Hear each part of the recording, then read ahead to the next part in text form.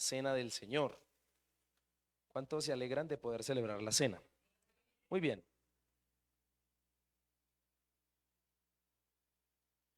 Quiero que hagamos una oración para ir a la palabra entonces y nos preparemos para lo que Dios quiere hablarnos. Amén. Señor, te damos gracias por darnos la oportunidad de estar aquí reunidos hoy, porque Padre Celestial, tú nos llamas y cuando nos llamas, Señor, es porque siempre tienes un mensaje, una palabra, tienes Dios siempre algo que decirnos. Y te pido, Padre, que todos en esta noche seamos confrontados por esa palabra, por ese, Señor, mensaje que quieres decirnos, hablarnos, porque lo necesitamos con urgencia. Te pedimos, Señor, que nos hables, que ministres nuestras vidas y nuestros corazones. En el nombre glorioso de Cristo Jesús. Amén y amén. Muy bien. ¿Está listo para lo que Dios quiere hablarle hoy? ¿Sí o no? Bueno, entonces dígale que a su lado, no me vaya a distraer porque Dios me va a hablar. Estos mensajes son aquellos mensajes que no es para decir, ay, lástima que no vino fulanito. No. Es más, de hecho uno nunca debería decir eso, ¿no? Porque si Dios lo tiene ahí escuchando, lo que lo tiene escuchando es porque es para uno. ¿Estamos de acuerdo con eso? Bien. Cuando estudiaba en el colegio, o sea, hace años, me hubiese gustado aprender o que me hubiesen enseñado de una manera diferente a la que me enseñaron. No sé si usted recuerda sus años mozos de estudiar, de ser un alumno, hace 8 años atrás. ¿Sí o no que habían profesores a los que uno les entendía y habían otros que... ¿Sí? ¿Recuerda usted? Oiga, no es rencor, no es nada personal, pero definitivamente todos en la vida tuvimos profesores difíciles, que particularmente uno no les entendía nada. El lenguaje que ellos le daban a uno para enseñarle la lección o lo que le estuviera enseñando era totalmente extraño, no, negado algunos. Y yo recuerdo así varios diferentes años. Y la verdad, si hoy de adulto yo pudiese hablar con ellos, le hubiese dicho, oiga, enseñe de esta manera. Enseñe de esta forma. Incluso pasa con los predicadores. Definitivamente hay gente que tiene coinonía con cierto pastor o con cierto predicador porque le gusta su manera de enseñar, de predicar. Más claro, no lo pudo haber dicho. Y de repente hay diferentes gustos para poder aprender una lección o un tema.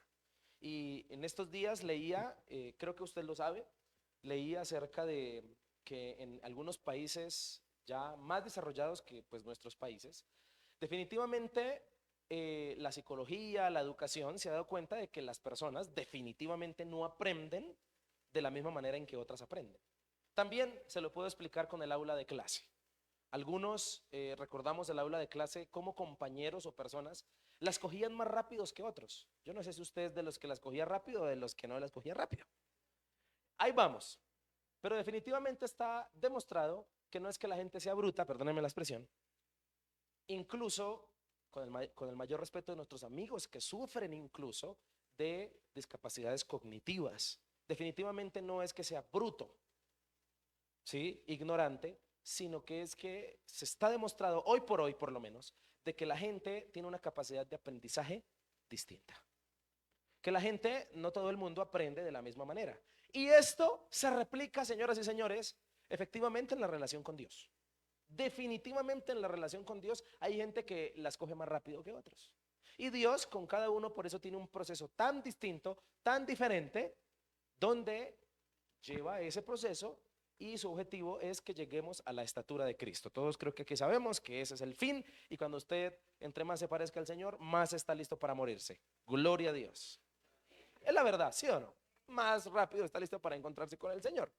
Pero lo que quiero llegar con este comentario y con esto lo que le estoy diciendo es que si yo pudiese devolver el tiempo, definitivamente hubiese usado el mecanismo o la forma en que más aprendo.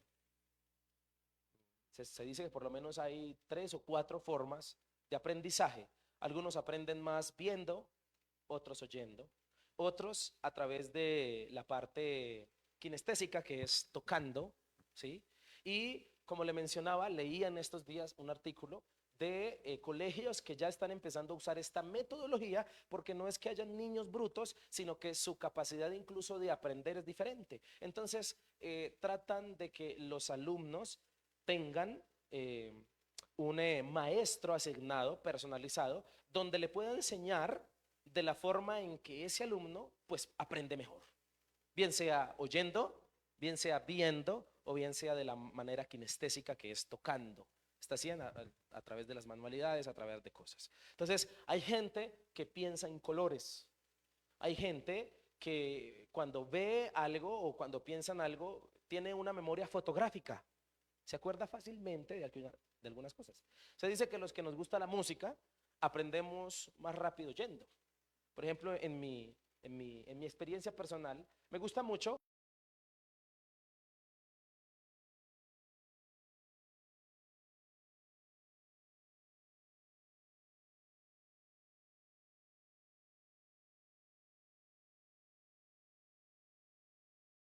yendo. Lo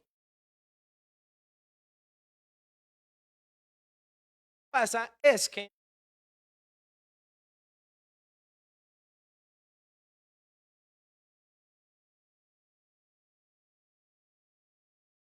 para no habernos enranchado con ciertos profesores o con ciertas cosas. Incluso considero que muchos de los que nos enseñaron ignoraban por completo. Recuerdo en un aula 35, 45 muchachos y un solo profesor, como sucede hoy en día, tratando de enseñarles a todos de la misma manera. Oiga, es imposible que todos aprendan al mismo ritmo. ¿Sí o no? Es imposible. Y así mismo pasa en la iglesia y en la relación con Dios. ¿Por qué le hablo de esto? Porque si hoy por hoy se están comenzando a usar metodologías para que nuestros niños, nuestros jóvenes se formen mejor y aprendan mejor, quiero decirle que de la misma manera Dios tiene diferentes metodologías, diferentes formas de pedagogía para enseñar al ser humano. Y hay una en especial, la cual le quiero hablar en esta noche, que Dios ha usado para enseñarte. Puede que esa metodología o esa pedagogía que Dios ha querido usar por momentos o momentos, en algunos momentos de tu vida, la haya usado, pero tú quedes como yo en décimo viendo química, sin entender nada. Y hasta yo creo que muchos, usando esa pedagogía inesperada que Dios suele usar para enseñar a sus hijos, muchos hemos quedado, venga, ¿qué será lo que Dios quiere hacer? ¿Por qué será que usa esto? Quiero decirte en esta noche, para que comiences a tener paz en tu corazón, que no es que Dios se haya enranchado contigo, simplemente es un tipo de pedagogía que usa. Entiéndase la palabra pedagogía por la forma de enseñar. ¿Estamos de acuerdo? Se dice que para los niños es pedagogía y para los adultos andragogía. Se dice por ahí. Sin embargo, lo que quiero llegar y lo que quiero decirte es que definitivamente la Biblia nos enseña desde Génesis hasta Apocalipsis que hay una forma, hay un método que Dios usa de los muchos que tiene para enseñar. Pero hay un método que ha confundido muchísimo a las personas. En lo personal me confunde. Reitero, como le he dicho en algunas predicaciones, no pretendo pararme desde aquí como el pastor de la iglesia, predicarle a usted desde la perfección, porque soy el primero en a veces no entender muchas cosas. Vivo diariamente con situaciones que me pregunto, ¿por qué? ¿Por qué sucederá esto? Pero entonces cuando comenzamos a leer la Biblia, comienzo a descubrir, y especialmente con una iglesia, la iglesia de Tesalónica, que definitivamente ellos no eran ajenos a lo que yo he vivido y a lo que seguramente muchos de los que estamos aquí estamos viviendo. Quiero decirte de entrada, antes de mencionarte qué es, decirte que es una pedagogía. Una pedagogía que no esperaríamos, una pedagogía que es cierta, una pedagogía que es latente, que es incluso cotidiana en la vida de muchos creyentes. Y más, yo me atrevo a decir esto, y más si Dios te echó el ojo y tiene grandes propósitos contigo, más va a usar esta pedagogía. Señoras y señores, le estoy hablando de la pedagogía del sufrimiento. Sí, así como la oye. Resulta que al Señor se le ocurrió la medio bobadita de usar el sufrimiento como pedagogía. ¿Cómo qué? Como pedagogía. Entonces, le digo que aunque usted sepa esto, yo sé que muchos, yo sé que a muchos no les estoy predicando algo que no sepan. Porque incluso a veces se aconseja desde la madurez cristiana. Sin embargo, yo no sé qué tiene el sufrimiento que cuando se está viviendo en carne propia se tiende a nublar la mente y a olvidársele al cristiano, que ya lo sabe, que está en una enseñanza, que simplemente es Dios usando uno de esos muchos métodos, uno especialmente que por el cual pasa a todos, y es la pedagogía del sufrimiento. Señoras y señores, una pedagogía inesperada. Una pedagogía que no creeríamos. Es más, la pedagogía común en la cual muchos nos gustaría aprender, Jesús no usó. No encuentro ningún versículo en la Biblia que hable que Jesús metió en un aula de clase a sus discípulos para darles materias. No la encuentro. Escriba ahí, Pedro, por favor, como título. Nunca encuentro eso. Nunca. La pedagogía de Jesús era la pedagogía del camino. Vamos caminando, vamos por la vida, vamos encontrándonos con enfermos, con leprosos, con endemoniados, vamos encontrándonos con necesidades y ahí en ese camino les voy a enseñar. Voy a usar esa pedagogía. Y una pedagogía que incluso vivió Jesús, que para nadie es un secreto, que el Espíritu Santo llevó a Jesús al desierto para ser tentado, pedagogía del sufrimiento. Una pedagogía que aprendieron los grandes hombres de Dios, una pedagogía que vivieron. Un ejemplo muy grande de la Biblia también de la pedagogía del sufrimiento es Moisés, como Dios después de Egipto lo lleva ¿a dónde? Al desierto.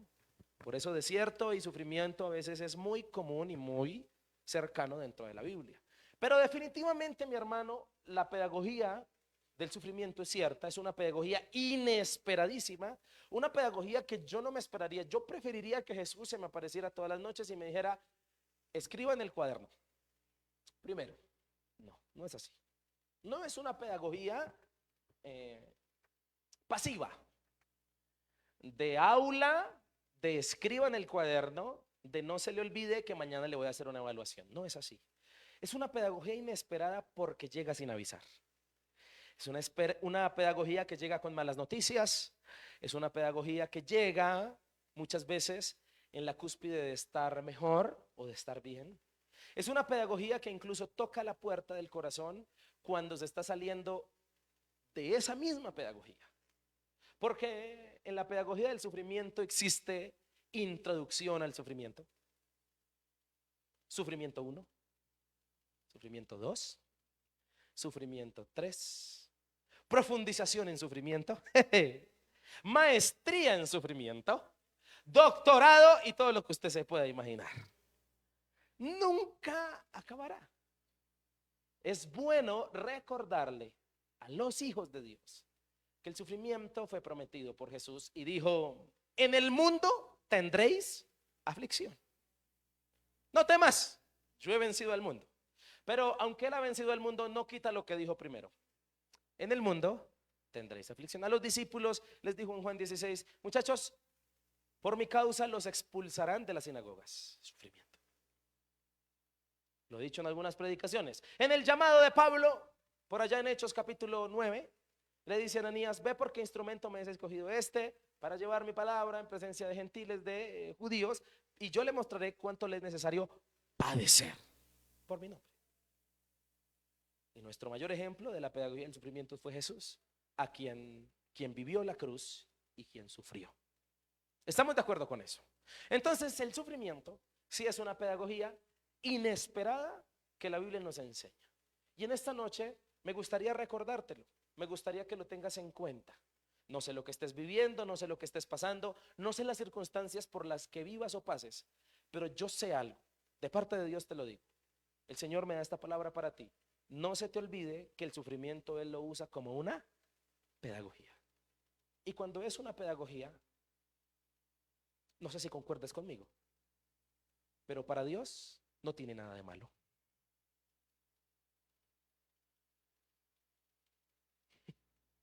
¿Sí me entendió o no me entendió? No tiene nada de malo porque la usa. Entonces, yo no te puedo predicar positivismos desde el púlpito al vivir un evangelio realista en la palabra que nos muestra la pedagogía del sufrimiento. Pablo, conociendo esto muy bien, le escribe a una iglesia, a la iglesia de Tesalónica, la iglesia de los tesalonicenses, y les habla en forma de felicitación, les habla en forma de ánimo y de admiración porque están sufriendo. Pero gracias a ese sufrimiento se han logrado unos propósitos que no se lograrían si esa iglesia no hubiese pasado por el sufrimiento. ¿Qué quiero decirte? Quiero decirte que, como dijo un predicador hace muchos años atrás, no conozco hombre que Dios quiera usar si antes no lo hirió.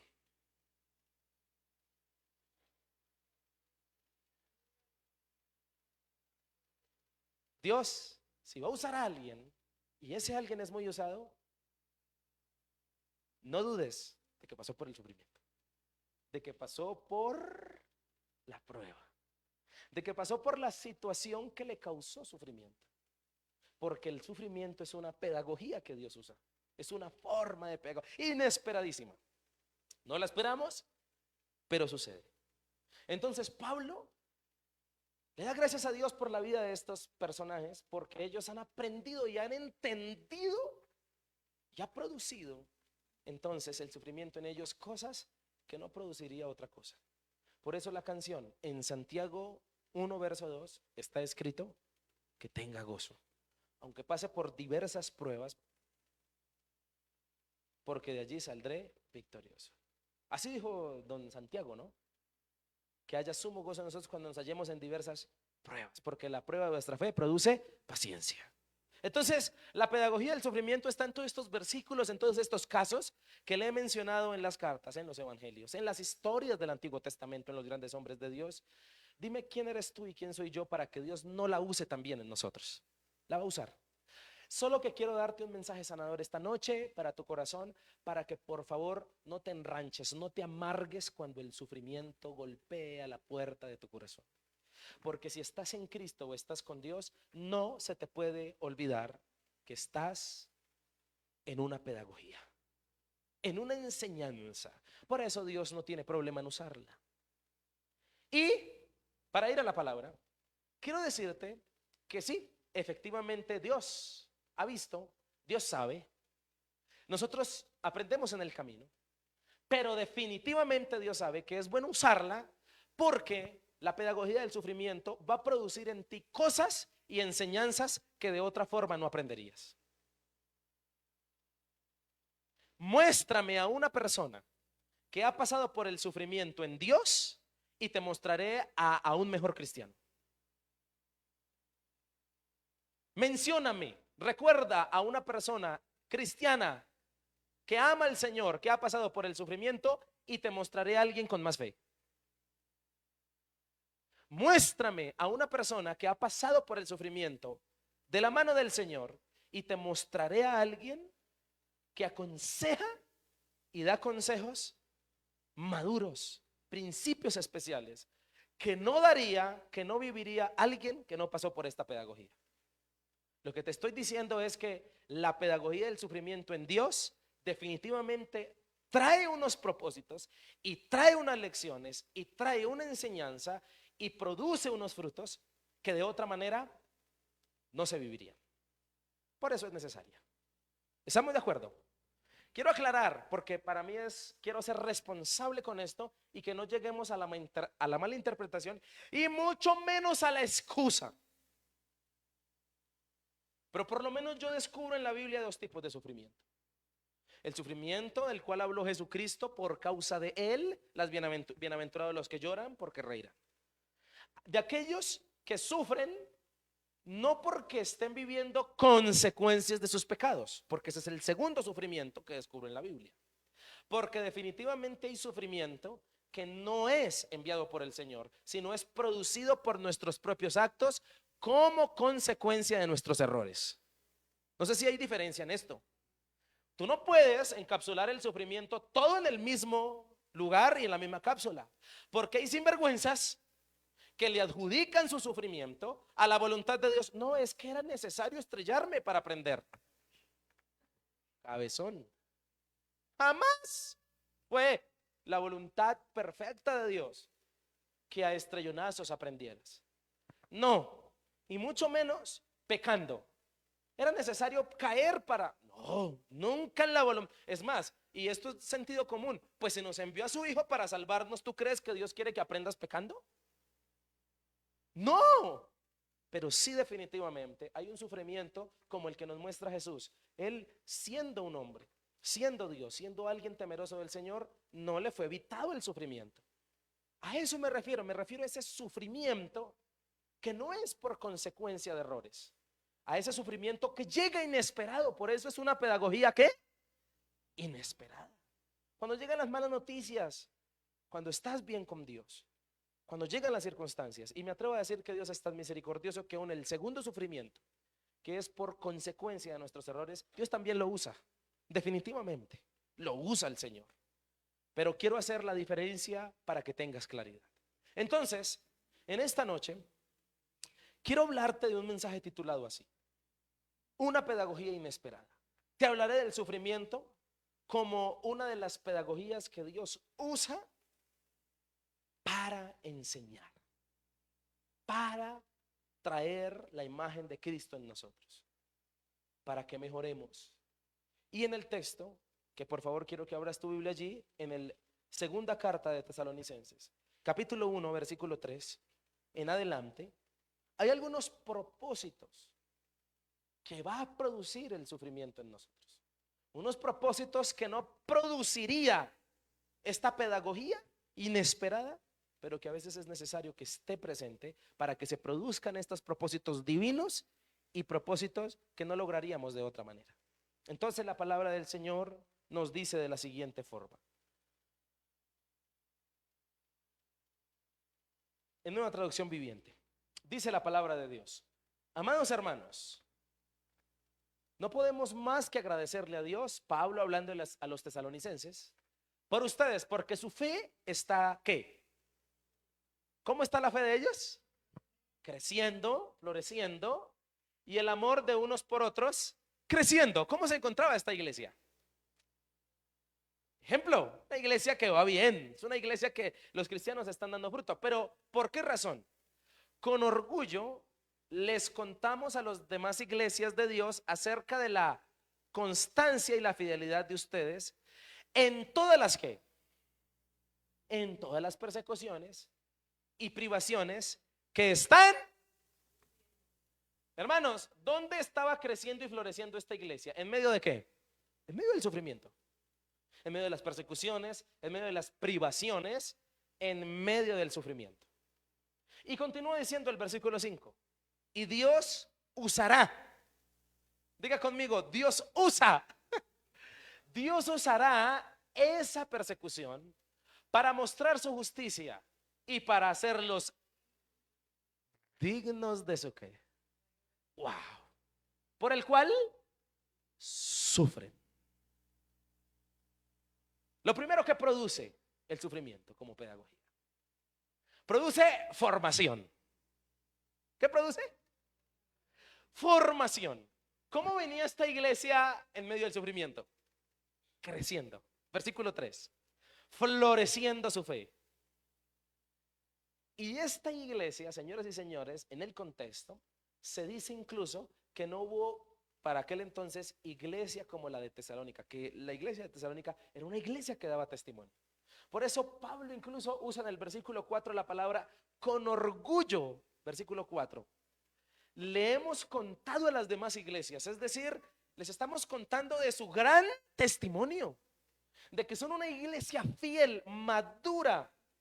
Pero gracias a qué pedagogía esta gente estaba siendo formada de tal manera, gracias a la pedagogía del sufrimiento. Mi hermano, ¿usted quiere ser relevante como cristiano? ¿Quiere usted ser puesto como ejemplo de ser un hombre o una mujer temerosa, madura en el Señor? Bueno, para llegar a ese nivel es necesaria una pedagogía, la pedagogía del sufrimiento. Y esta pedagogía del sufrimiento empezó a traerle a la iglesia de Tesalónica, versículo 3, crecimiento, florecimiento. Esa palabra florecer es, se comenzó a notar su madurez. Y no sé, pero yo estoy seguro que la madurez que muchos hoy tienen como cristianos o como personas, ha sido gracias a ciertas experiencias duras. Ha sido gracias a ciertas experiencias incómodas.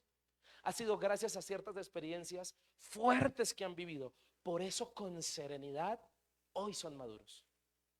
No por otra razón. No porque leyeron un libro, aunque es bueno aprender a través de los libros. No porque escucharon cierta predicación, y no con esto estoy desmeritando la prédica, sino que definitivamente hay experiencias que se aprenden solo en esta pedagogía, que incluso la predicación no está presente, incluso muchas veces ni la compañía, porque no sé por qué razón, pero muchas veces en la pedagogía del sufrimiento se está solo. En la pedagogía del sufrimiento no hay forma de hacer copialina. A ver el del lado, ¿qué hizo? Muchas veces se está solo por una razón: para aprender a depender solo de Dios. A veces es muy natural y común descubrir personas que llegan a los pies de Cristo con vacíos emocionales, deseando compañía, especialmente eso, compañía. La realidad, y no sé si lo sabes, pero hoy por hoy las enfermedades psicológicas son el boom. Están rebosando la copa en este momento. De lo que más sufre la gente en este tiempo es de depresión, de soledad, de angustia y de ese tipo de enfermedades. Hoy en día es bueno estudiar psicología porque hay harto empleo, mi hermano. Tristemente, es la verdad, es cierto. Mire, no le estoy mintiendo, leí en algún lado, no me acuerdo, eso también fue un artículo, que en la pandemia, por la situación de la pandemia, por la situación especialmente del 2020, en algunos lugares se incursionó desde los gobiernos, se incursionó la llamada para personas que están viviendo cierto tipo de depresiones, de angustias, y llamar para que lo escuchen, para que le den un consejo como ayuda humanitaria a este tipo de cosas. Ya no ni con mercados, ya no ni con bonos, sino con este tipo de ayudas psicológicas. Y para aquel entonces, las líneas a reventar de la cantidad de gente llamando conforme necesidades y situaciones emocionales. Y yo le voy a decir una cosa: los cristianos no están lejos de esa estadística, también están incluidos. Porque en nuestras iglesias hay muchas personas con vacíos emocionales, con situaciones duras, fuertes, deseando compañía, deseando una consolación, como le estoy mencionando y como le estoy diciendo.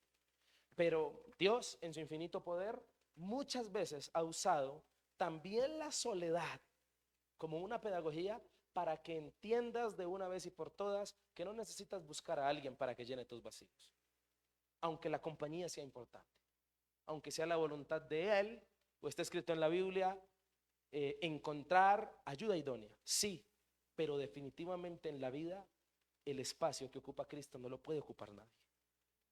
Y hasta que tú no comprendas esa gran lección, no crecerás. Y la soledad particularmente se vive en el sufrimiento. Así que el sufrimiento definitivamente en Dios, o para el creyente o para aquel que se acerca a Dios, hoy debe entender más que nunca que es definitivamente una pedagogía que Dios usa para formar. Miren el testimonio de esta iglesia, una iglesia que está creciendo en fe, que está floreciendo, que está creciendo gracias a las persecuciones. Versículo 4. Entonces Pablo, con mucho orgullo, habla del testimonio que ellos han dado, porque Tesalónica fue una iglesia de ejemplo. ¿Cómo llegaron a ser una iglesia de ejemplo? Gracias a esta pedagogía que se encuentra en este texto, que se encuentra en esta realidad que vivieron estas personas, acerca de la constancia y la fidelidad de ustedes en todas las persecuciones y privaciones que están sufriendo. Y definitivamente, para poder mantenerse en medio del sufrimiento, se es necesario tener convicciones fuertes. Es importante que las convicciones estén fuertes. Por eso nosotros en la iglesia no buscamos en la gente producirle emociones, sino convicciones. Porque las emociones te dejan botado en medio de una crisis. Hoy tú brincas, bailas, saltas, lloras, te caes, hablas en lenguas. Y eso muchas veces puede ser una emoción. Pero ¿cuándo te conocerás? Cuando peles el cobre.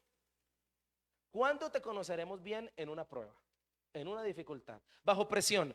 Ahí saldrá a flote tus convicciones. Por eso nosotros no podemos producir emociones sino convicciones, aunque las emociones son buenas porque Dios las creó. Sin embargo, no las dejaremos de sentir. Pero definitivamente para que esta iglesia diera testimonio, fue importante ciertas convicciones para el sufrimiento. Hoy, por lo menos, quiero dejar una convicción clara en su corazón y en su vida y en su fe. Dios usa el sufrimiento como pedagogía. ¿Aló? Entonces, cuando estés por allá sufriendo y llame, pastor, me quiero quitar la vida, yo le voy a decir, el primer miércoles de noviembre, te predicamos, no se le olvide, no se le olvide que el sufrimiento es una pedagogía. ¿Estamos de acuerdo? Entonces la palabra dice que esta gente en medio de las persecuciones dio ejemplo y como le mencioné, esta iglesia fue una iglesia paciente, una iglesia con la cualidad de ser formada. Y la formación se le está notando porque está causando orgullo en Pablo, está causando testimonio para las otras iglesias y definitivamente está llegando a lo que Dios deseaba, a su voluntad en formación. Se están pareciendo a Jesús, se están pareciendo a Cristo. Por eso ten cuidado de la manera en que interpretas el sufrimiento. Y vuelvo y reitero, no te lo estoy diciendo desde la perfección, porque a veces el sufrimiento tiene la capacidad de nublar la mente y de hacer que no entiendas ni recuerdes nada de lo que sabes acerca de Él en Dios. Porque a veces el sufrimiento produce dolor que hace decir palabras necias, que hace pensar cosas que no deberías pensar, que te hace incluso a veces, muchas veces renegar contra el mismo Señor. ¿Por qué vivo esto?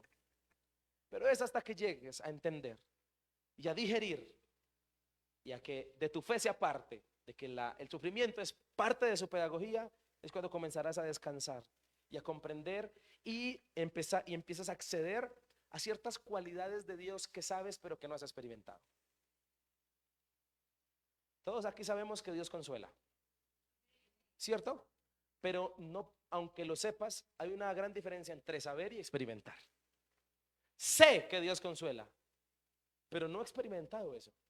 O sé que Dios consuela, pero lo he vivido, lo he sentido. Y cuando tú entiendes, comprendes que el sufrimiento es parte de la pedagogía de Dios, comienzas a acceder a atributos de Dios que antes no. ¿Qué comenzó a experimentar esta iglesia? Versículo 3. Gracias a que comprendió que en el medio del sufrimiento Dios les formaba, comenzó a experimentar florecimiento y crecimiento. No hubo otra forma de que se le notara. Tanto, versículo 4, que Pablo los coloca como ejemplo y testimonio. Y te voy a decir una verdad. Pero las personas de mayor testimonio en la vida son personas que han pasado por el sufrimiento. Porque las cicatrices se convierten en medallas de honor para mostrar. No, hay una gran diferencia entre las heridas y las cicatrices. No muestran sus heridas. No. ¿Muestran qué? Diga conmigo, cicatrices. Y las cicatrices es señal de que una vez hubo una ¿qué? Una herida, pero que sanó. Y hay gente, mi querido hermano, con una convicción que no necesitan ser grandes predicadores para inspirar. No necesitan ser grandes en Dios en el sentido de fama, en el sentido de reconocimiento, para que den un testimonio cuando hablas con ellos, porque tienen unas cicatrices que son medallas de honor. Es más, ¿quiere que le dé un consejo? No confíe en nadie que no tenga cicatrices. No hay que confiar en la gente que no tiene cicatrices, que dice no tener cicatrices. La gente que es madura, la gente que es confiable, es gente que ha sufrido. ¿Aló? ¿Estoy hablando con usted? ¿Sí o no? Por eso es rico a veces sentarse a tomar tinto con algunas personas y contar la vulnerabilidad, hablar de lo que se ha vivido, no desde la perfección, sino desde esa parte humana, pero que Dios ha intervenido para hacer grandes maravillas y grandes cosas. Esta gente daba testimonio, ¿y sabe por qué? No por sus mejores cualidades en cuanto a siempre en victoria, no, sufrimos, persecuciones vivimos, pero aquí estamos. Y entonces dice Pablo, con orgullo contamos cómo ustedes han sido fieles en medio del sufrimiento. Eso sí es un orgullo contarlo. ¿Sabe cuándo le producirás tu orgullo a Dios como tu Padre? Le producirás orgullo cuando sus principios los modelemos. Cuando modelemos sus principios. Cuando modelemos a Cristo en nuestro corazón. Y el sufrimiento va a ser parte de su pedagogía. Amén. ¿Estamos de acuerdo? ¿Cuántos están entendiendo esta palabra? Entonces, versículo 5, el texto de este texto se dice: y Dios usará esa persecución para mostrar su justicia y para hacerlos dignos de su reino.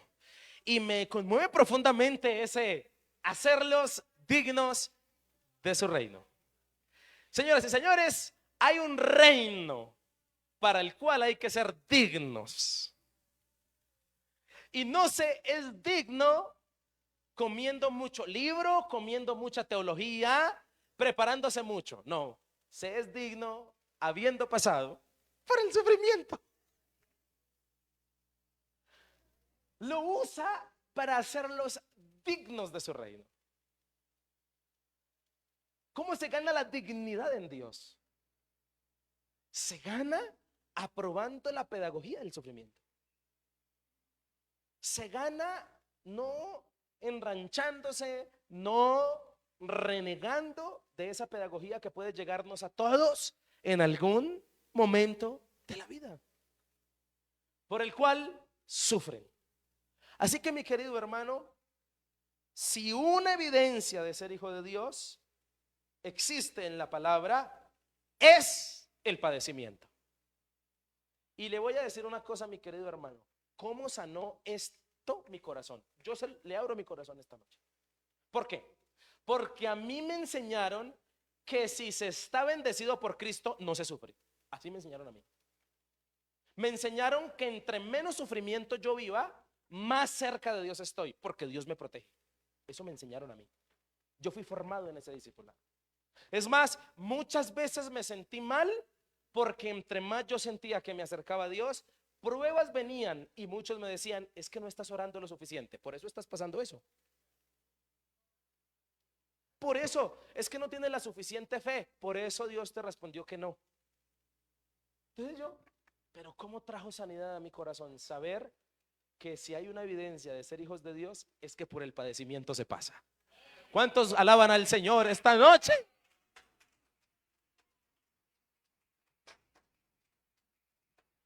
¿Me estoy haciendo entender? Entonces comenzó a tener sanidad en mi corazón frente a malas doctrinas que me enseñaron. Y no culpa a los que me enseñaron eso, víctima de víctimas. Pero cuando se lee la palabra, se descubren cosas interesantes. Entonces, pensemos por un momento con madurez y sinceridad. ¿Cuánta formación hemos recibido gracias al sufrimiento? Yo estoy seguro que si yo pudiera pasarle el micrófono a todos los que están aquí, cada uno me diría: gracias a esta difícil situación, ahora soy más paciente, menos malas palabras digo, aprendí a quedarme callado, aprendí a no vengarme, aprendí que Dios consuela, aprendí que Dios sí hace milagros. En medio del sufrimiento aprendí eso. En medio de un gran sufrimiento, Pedro descubrió que Jesús era su socorro cuando se estaba hundiendo. Socórreme, y el Señor lo salva. En medio de una angustia. No sé si me estoy haciendo entender. Estoy seguro que el sufrimiento en Dios solo ha tenido propósitos buenos. Formación. Pero también hay un segundo propósito que también produce el sufrimiento como pedagogía en Dios. ¿Quién lo diría? Pero el sufrimiento en Dios produce retribución. ¿Qué produce? Retribución. Hablo de recompensas. Produce premios. A esto me refiero cuando hablo de retribución. Entonces la palabra dice en el versículo 6: en su justicia Él les dará su merecido a quienes los persiguen. Recuerde que la iglesia estaba siendo perseguida por Roma, por los romanos. Siguiente. Y Dios les brindará, ¿qué les brindará? Recompensa, retribución. Hay una recompensa. Y Dios les brindará descanso a ustedes que están siendo perseguidos y también a nosotros cuando el Señor Jesús aparezca desde el cielo. Él vendrá con sus ángeles poderosos. Siguiente. En llamas de fuego, y traerá juicio sobre los que no conocen a Dios y sobre los que se niegan a obedecer la buena noticia de nuestro Señor Jesús. Siguiente. Serán castigados con destrucción eterna, separados para siempre del Señor y de su gloria, de su glorioso poder. Y versículo 10. Aquel día, cuando Él venga, recibirá gloria de su pueblo santo y alabanza de todos los que creen. Esto también los incluye a ustedes, porque creyeron lo que les dijimos acerca de Él. ¿Qué produce el sufrimiento en Dios? Retribución, recompensa, premio. Y definitivamente no podemos ignorar las dos retribuciones del texto. Es clarísima la comparación. Es tremendo el contraste, tanto para los que creen como para los que no. El texto habla claramente del juicio, del castigo para el desobediente. ¿Cuál va a ser la retribución del que no quiera creer en Dios? El infierno. Es fuerte, pero hay que decirlo, porque la Biblia lo enseña. Pero la retribución de los hijos de Dios es el descanso eterno. ¿Cuál es? El descanso. Escúcheme. Pablo por eso está animando a los tesalonicenses en medio del sufrimiento, porque les dice: ustedes han sufrido y han padecido, y va a haber una retribución preciosa. Descanso eterno. Descanso. Y el descanso aquí es presentado como la vida eterna. ¿Qué mejor retribución para un creyente? El saber que pasará toda la eternidad con el Señor. Dígame, ¿qué mejor retribución que esa? Por eso, aguanta lo que estés viviendo. Aguántalo. Aguantar debe ser una característica de los hijos de Dios. Aguantar. ¿Sí? Como me estás oyendo. Aguantar. ¿Por qué? Porque hay una retribución eterna para los que creen en Él. Y es un descanso que no se compara con el mejor sueño que hayas tenido. Es un descanso eterno, glorioso, precioso, y es el cielo. Y nunca dejaremos de predicar esto. ¿Por qué? Porque la vida, si el final de la vida del hombre fuera la aniquilación, no tendría sentido nacer. Cuando hablo de aniquilación, porque muchos creen eso, muchos creen que el ser humano vive la aniquilación, que cuando muere es como una burbuja de jabón. ¡Pum! No hay nada. No hay ni cielo, no hay ni infierno. No tendría ningún sentido la vida así. Pero definitivamente, por todo lo que se pasa y por todo lo que pasas, hay una retribución eterna. El Señor quiso ilustrárselo también a David, y David lo entiende. Por allá en el Salmo 56, si no estoy mal, en el versículo 8, le dice más o menos así. David, pasando por persecuciones, por sufrimientos, pasando por situaciones difíciles, pasando por el sufrimiento como pedagogía, estaba, cuando escribe el Salmo 56, ahí está, estaba pasando por una situación de persecución, igual que los de Tesalónica, una situación que Dios no impidió que viviera antes de llegar a ser rey. Lo nombró rey siendo joven, lo unge a través del profeta, pero no impidió que por 10 años pasara por la pedagogía del sufrimiento. Escribe sus mejores salmos en esos 10 años. Cuando es perseguido por Saúl, cuando tiene que esconderse en Adulam, cuando tiene que esconderse en Gad, cuando tiene que hacerse el loco un día y dejar que la saliva corriera por su barba para que no lo mataran. Vivían un sufrimiento profundo y terrible. Pero Dios no permitió que llegara a ser rey sin esta pedagogía. Dios sabía que se podía tirar a David si lo pasara del ungimiento a la corona. Se lo tira.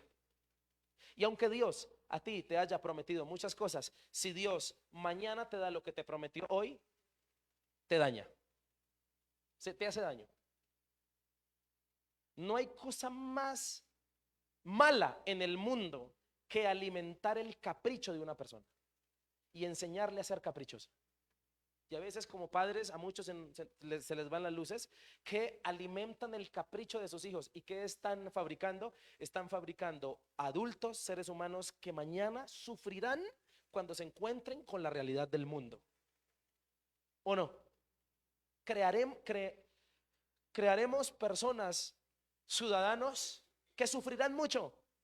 Por eso, cuando un padre insiste en darle todo a sus hijos, definitivamente está creando una persona que va a sufrir demasiado como consecuencia de sus errores, que se va a enfrentar al sufrimiento como una cosa tremenda.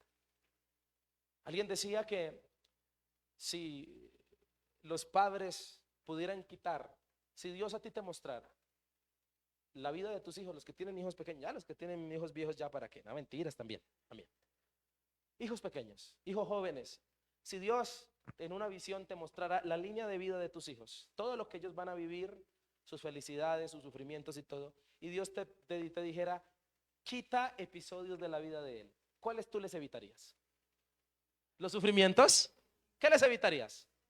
Pero lo que no sabes es que si tú les quitaras el sufrimiento de la vida de tus hijos, formarías personas malas, personas muy, muy malas, porque el sufrimiento es una pedagogía que Dios usa.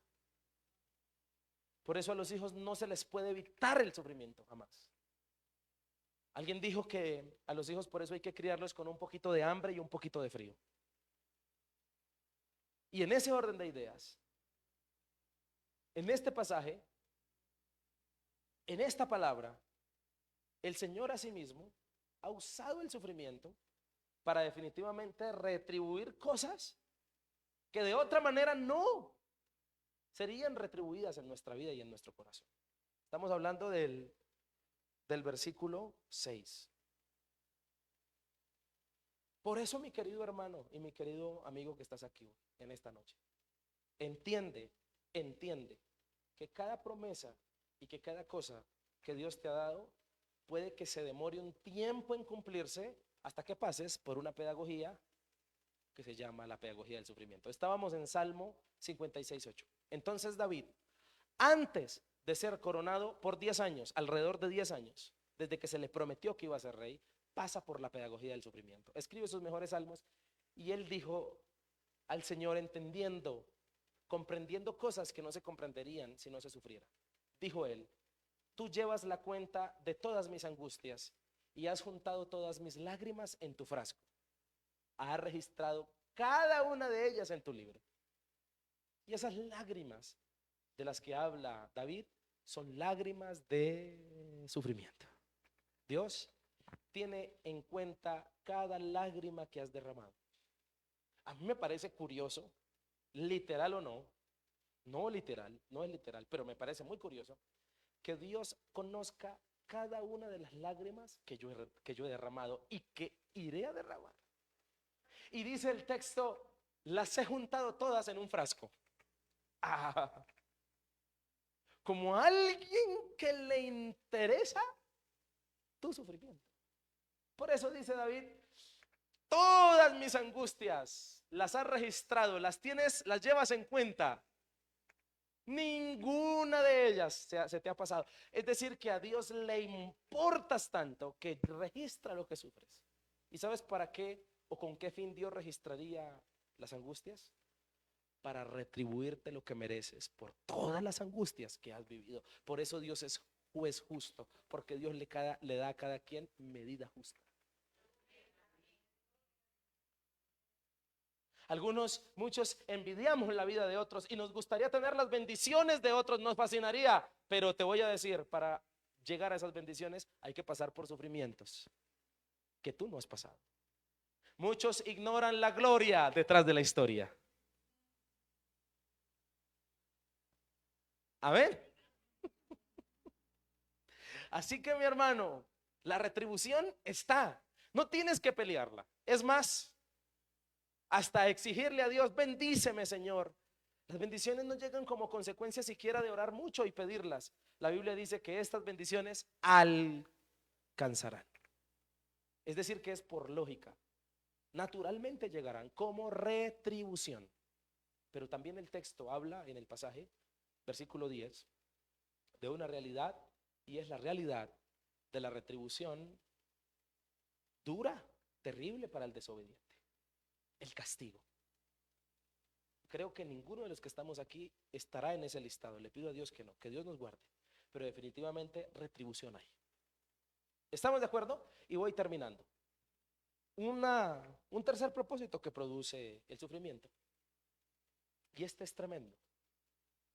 Este es tremendo. Dice el versículo 11 y 12. Así que seguimos orando por ustedes, pidiéndole a nuestro Dios que los ayude para que vivan una vida digna de su llamado. Que Él les dé el poder para llevar a cabo todas las cosas buenas que la fe los mueve a hacer. Versículo 12. Entonces el nombre de nuestro Señor Jesús será, ¿qué será? Honrado por la vida que llevan ustedes. ¿Leyó eso? ¿Por qué será honrado el nombre de Jesús? Por la vida que llevan. ¿Y cuál es la vida que están llevando? Una vida de sufrimiento. Por la vida que llevan ustedes. Y serán honrados junto con Él. Todo esto se hace posible por la gracia de nuestro Dios y Señor Jesucristo. Y sí, lo tercero que produce el sufrimiento en Dios es honra. Serán honrados con Él, dice el versículo 12. Honra. Y la honra es algo que solo se gana por hazañas especiales.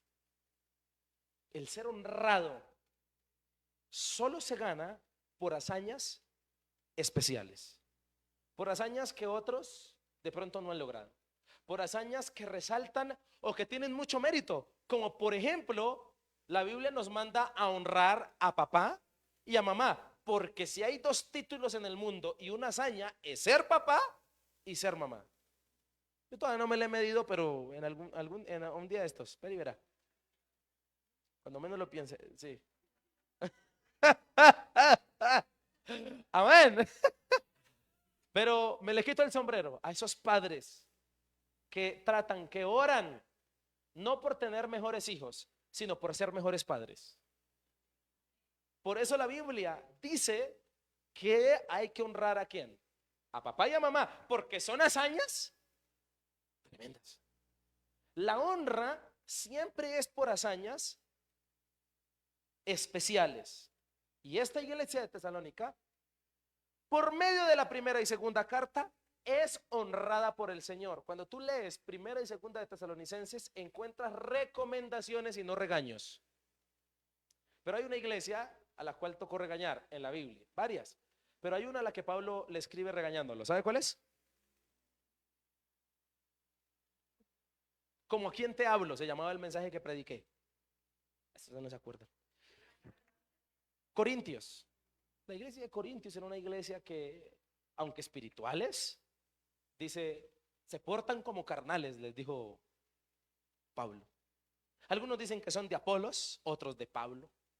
Y los regaña y los basea Pablo, porque tiene ira santa. Una iglesia que le costó comportarse bien. Pero la iglesia de Tesalónica es una iglesia que en sus dos cartas, si tú la lees, vas a descubrir que es una iglesia que el Señor honra. Y hasta el día de hoy quedó plasmado como palabra de Dios la iglesia de Tesalónica ser una iglesia ejemplar. Una iglesia ejemplar. ¿Acaso eso no es honra? Que hasta el día de hoy incluso le usemos para predicar y para ponerla por ejemplo.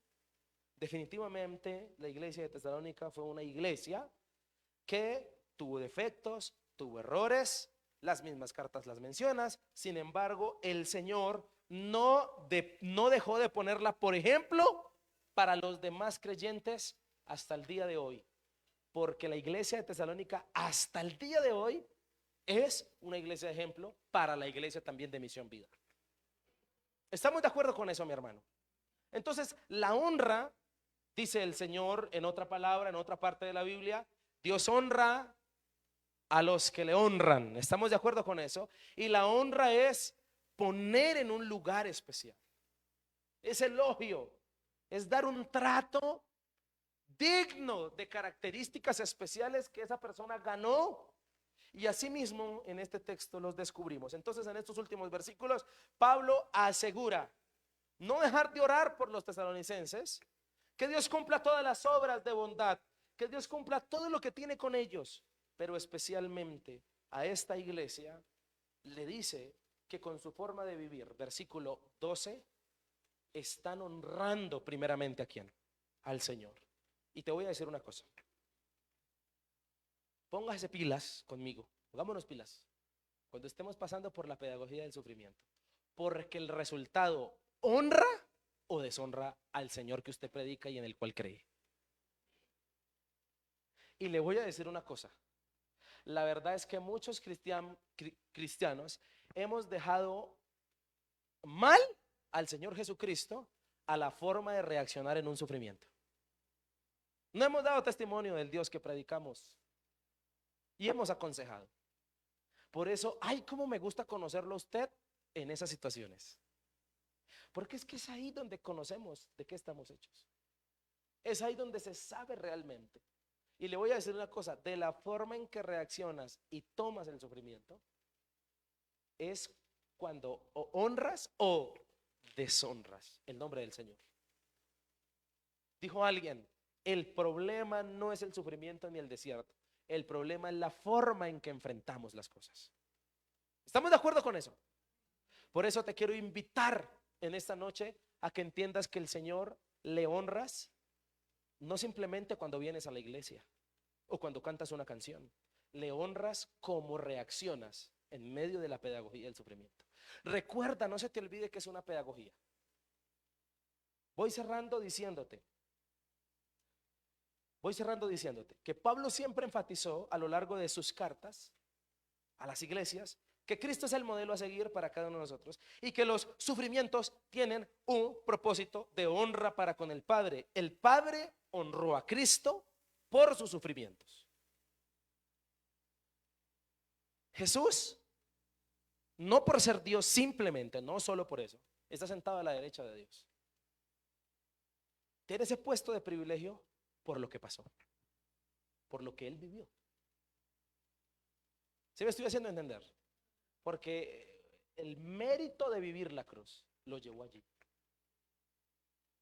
Definitivamente cuando se sufre en Dios, a la vuelta de la esquina hay una bendición.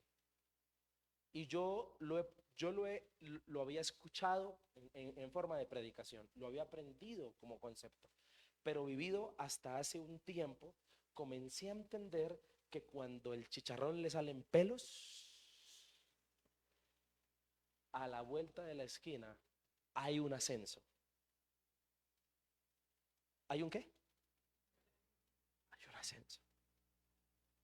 Dios no asciende a nadie sin la pedagogía del sufrimiento. Se lo aseguro. Dios no asciende a nadie sin la pedagogía del sufrimiento. Nunca, jamás. Por eso usted prepárese porque eso va a suceder. Con razón, con razón, con razón mi pastor hace años. Ahora le doy razón a mi pastor, que estuvo aquí con nosotros el domingo en la noche. Con razón mi pastor, una vez cuando alguien fue y me dio una palabra de parte del Señor que se ha venido cumpliendo, por cierto, de la iglesia, de pastorear. Y yo todo feliz sacando pecho en esa vigilia porque Dios me había hablado. A los otros hermanos no, pero a mí sí. Gloria a Dios. Yo más feliz. Eso parecía un pavo yo ese día. Entonces me acerqué a mi pastor, como buscando, ¿sí?, ese reconocimiento. ¿Cierto? Porque ¿qué le gustaría a uno después de que Dios le dio una palabra reveladora? Irse a tomar café con los hermanos y hablar de lo que pasó. ¿Sí vieron? Ay, papá. Oiga, como Dios le habló a fulanito. Y entonces me acerco a mi pastor y le digo, me acuerdo como si fuera ayer, pastor, ¿Qué tal lo que pasó? Hmm, Me preocupa, me dijo así el viejo. Él sabe que yo le digo así, pastor. Y me desanimé. Pastor, le dije, en ese tiempo de inmadurez, sí, que usted también ha pasado. Ah, el pastor no se alegra por mis triunfos, no se alegra por lo que Dios hace conmigo. Y le dije, pastor, si ve usted cómo es, usted no se alegra. Me dijo, no, no es que no me alegre, sino que, no, ya vamos a terminar, sino que me preocupa, me dijo así, porque yo no sé por dónde lo tenga que pasar Dios para cumplirle eso que le prometió. Eso hace unos 10, 12 años. Y ustedes no saben por lo que he tenido que pasar para que Dios cumpla cada palabra. Y entonces recuerdo esa escena, recuerdo esa administración, recuerdo ese culto, como si fuera ayer. Le voy a decir una cosa, y usted se reirá conmigo. No me acuerdo mucho de lo que el invitado me dijo de parte de Dios. No me acuerdo. Sé que me dijo cosas bonitas, que Dios iba a hacer conmigo, pero no se me olvida lo que mi pastor me dijo. Me dijo así me lo dijo y se lo vuelvo a repetir. Me preocupa, no sé por qué lo tenga que pasar Dios para cumplirle lo que le dijo. ¿Lo va a tener que pasar? Y entonces la pedagogía del sufrimiento comenzó a coger forma. Así que la pedagogía del sufrimiento trae formación, retribución, pero también trae honra. Produce estas bendiciones que no produciría otra cosa. Y yo le quiero retar a usted en esta hora y en esta noche a que entienda esta verdad, porque hay un modelo que es nuestro modelo y es Jesús. ¿Usted le parece que para Jesús fue fácil llegar al ultimátum de sus 33 años, mirar hacia atrás y ver que la gente a la que él le dio de comer, a la que le dio de tragar, ahora tienen piedras y quieren lanzarlas para apedrearlo? ¿Usted le parece que estaba alegre por eso? ¿Usted le parece que estaba alegre porque Jesucristo era que con los que estuvo 3 años, 12 discípulos, al finalizar hay solo por ahí uno, Juan, y los demás? Eso es sufrimiento, eso causa dolor. ¿A usted le parece que la gente que gritó unos días antes, Hosana, Hosana, que lo recibieron con ramos, eran los mismos que gritaban, liberen a Barrabás y a Jesús, crucifíquenlo?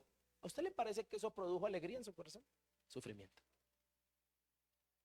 Y ni hablar de lo vívido, de los azotes, ni hablar de la cruz. Él vivió sufrimientos y lo hizo por usted y por mí. Mi hermano, colóquese de pie en este momento, porque quiero que oremos. Y en este momento queremos celebrar la cena.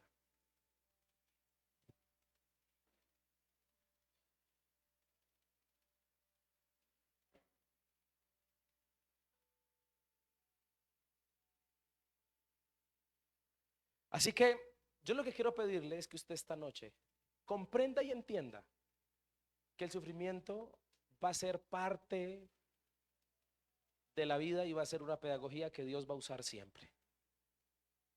¿Estamos de acuerdo? Así que quiero invitar a mis hermanos a que tomen los elementos de la cena, y usted allí donde está, quiero invitarle a que cierre sus ojos y ore conmigo en este momento, porque queremos pedirle a Dios que se glorifique de manera especial. Señor, en esta hora venimos delante de tu presencia. Quiero pedirle que usted ore de acuerdo a esta palabra que el Señor nos ha hablado hoy. Quiero invitarle a que usted tenga presente que el sufrimiento va a ser una pedagogía que Dios va a usar. Ora a Él en este momento y dile: Señor, Yo quiero pedirte que tú te manifiestes y te glorifiques.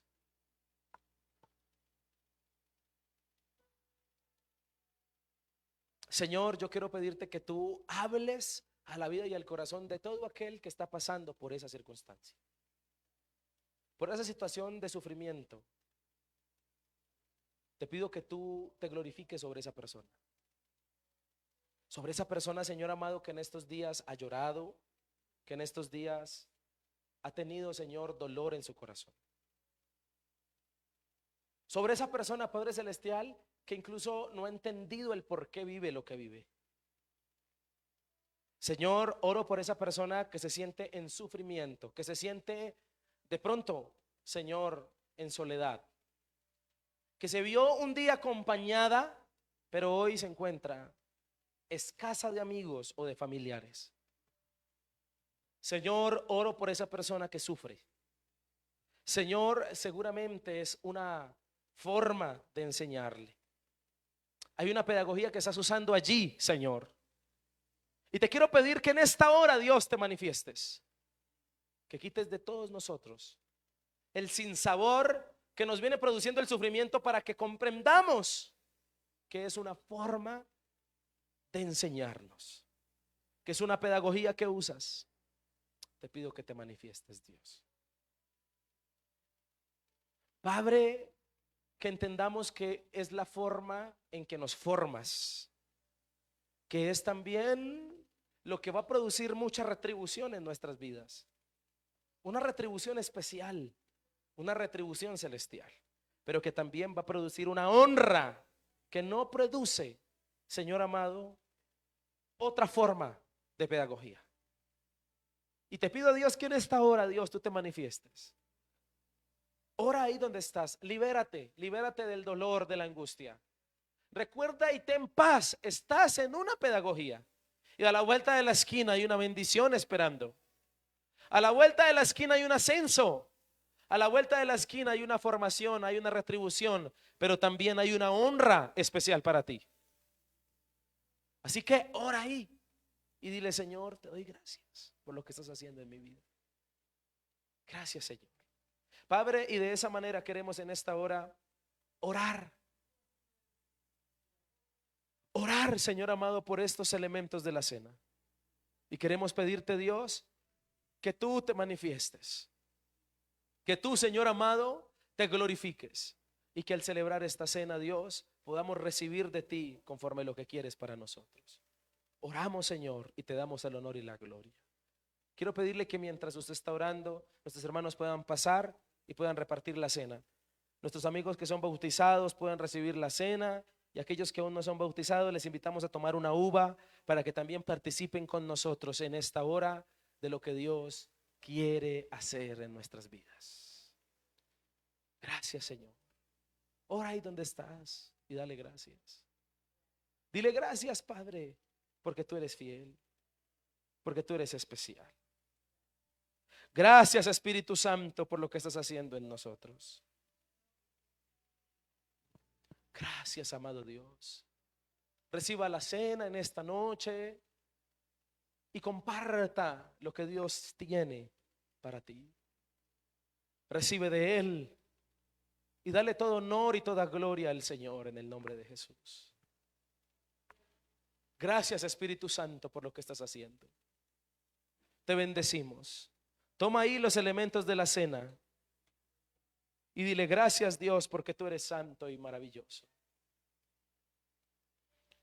Dice la palabra: porque yo recibí del Señor lo que también os he enseñado, que el Señor Jesús, la noche que fue entregado, tomó pan y habiendo dado gracias, lo partió y dijo: tomad, comed, esto es mi cuerpo que por vosotros es partido, haced esto en memoria de mí. Señor, en esta noche recibimos estos elementos y queremos, Padre, tomarlos en acción de gracias por lo que tú hiciste por nosotros en la cruz. Dígale: Señor, me arrepiento de todos mis pecados delante de ti y te pido que tú multipliques las bendiciones. Gracias, Señor, por ser fiel. Dígale: Señor, entiendo lo que quieres hacer conmigo. Te alabo y te bendigo. Gracias, Espíritu Santo, por lo que estás haciendo con nosotros. Quiero pedirle que en este momento coma del pan. Coma del pan en esta noche.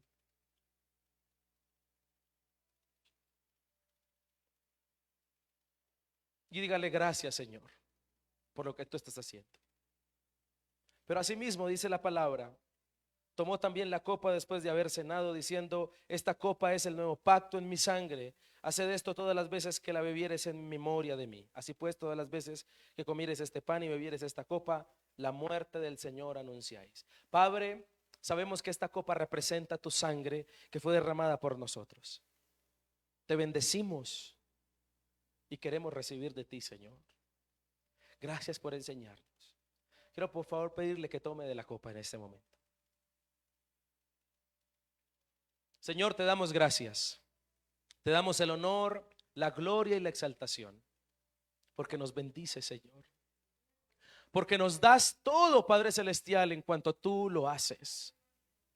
Dígale gracias, Señor, porque tú eres fiel. Dígale, hoy al celebrar la cena, en esta hora, Dios, recibimos de ti todo en cuanto quieres darnos. Nuestros amigos que han comido también la uva, Señor, celebran con nosotros hoy, Dios, lo que tú haces. Te queremos bendecir, te queremos adorar, te queremos glorificar, Señor. Y queremos, Padre, pedirte que seas tú obrando en nosotros. Mientras oras, escucha lo que también dice la palabra. Así pues, todas las veces que comieres este pan y bebieres esta copa, la muerte del Señor anunciáis hasta que Él venga. Señor, conmemorar, celebrar, participar, presenciar la cena, hoy nos recuerda que tú volverás por nosotros. Y dile, Señor, qué mejor retribución, qué mejor honra, Señor, que estar en tu presencia por la eternidad. Gracias, Espíritu Santo.